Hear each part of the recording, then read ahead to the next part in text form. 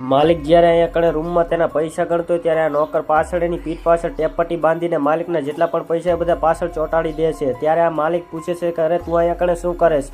ત્યારે આ નોકર કહે છે કે કંઈ નહીં માલિક, સાફ સફાઈ ક્યાં કરવાની? ત્યારે માલિક કહે છે કે તું શું કહેવા માગેશ?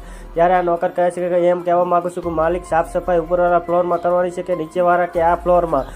ત્યારે માલિક કહે છે કે સફાઈ તો આખા ઘરમાં કરવાની છે, પણ એ પણ 12 વાગ્યા પહેલાં ને એમ કહીને જેવો જ માલિક તેના પૈસા જોવે ત્યારે તેના પૈસા હોતા નથી અને કહે છે કે રામુ અહીંયા કણે પૈસા પડ્યા હતી ક્યાં? ત્યારે આ રામુ કહે છે કે પૈસા તો આર્યા, પણ આ માલિક કહે છે કે પૈસા ઝાઝા હતા એ ક્યાં ગયા? ત્યારે આ કહે છે કે આર્યા ઝાઝા છે। ત્યારે માલિક કહે છે કે 10 લાખ રૂપિયા પૂરા હતા। એટલે નોકર કહે છે કે 10 લાખ રૂપિયા?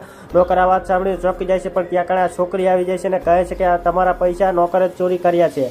પણ મિત્રો હવે આગળ થયું એ જોવા જેવું છે, પણ એ જોતા પહેલાં વિડીયો પર એક લાઇક કરી કોમેન્ટની અંદર 3 વાર જય શ્રી રામ જરૂરથી લખતા જજો મિત્રો। પછી મિત્રો આર્યો નોકરને ઘરની બહાર કાઢી મૂકે છે અને એને રંગે હાથ પકડી લે છે।